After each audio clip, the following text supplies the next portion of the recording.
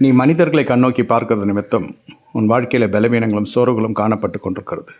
சூழ்நிலைகளின் சந்தர்ப்பங்களையும் உருவாக்கின மனுஷன் உன்னை அதைரியப்படுத்தும்படியாகவும் உன்னை பலவீனப்படுத்தும்படியாகவும் பல காரியங்களை செய்து கொண்டிருக்கிறான். இவைகள் நிமித்தம் நீ பலவீனப்பட்டு போனாய். என்னுடைய வார்த்தையை நீ மறந்தாய். என்னுடைய வாக்குத்தத்தத்தின் தீர்க்கதரிசனத்தை என் அபிஷேகத்தின் ரட்சிப்பையும் கொஞ்சம் நீ நினைக்கவில்லை. உன் மீது எனக்கு ஒரு குறை உண்டு. இவைகளை உயர்த்து, ரட்சிப்பை உயர்த்து, அபிஷேகத்தில் நிறைந்த துதி செய். உன் ஆராதனை எங்கே? உன் விசுவாசம் எங்கே? வெள்ளியை புடமிடுகிறதைப் போல, பொன்னை புடமிடுறது போல உன்னை நான் புடமிட்ட கர்த்தர். பரீட்சை காலத்திலே ஏன் நீ நிற்கவில்லை? சோதனை காலத்தில் நீ சோர்ந்து போவாயானால் உன் பலன் குறுகினது என்று நீ அறியவில்லை.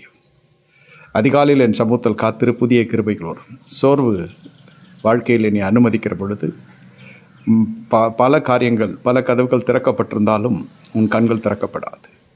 என்னை பலப்படுத்துகிற கிறிஸ்துவின் ஆவினால் எல்லாவற்றையும் செய்ய எனக்கு பலன் உண்டு, எனக்கு அதிகாரம் உண்டு என்று சொல். என் மீட்பு உயிரோடு இருக்கிறார் என்று சொல். நான் சதாக்கால உயிரோடு இருக்கிற கர்த்தர்.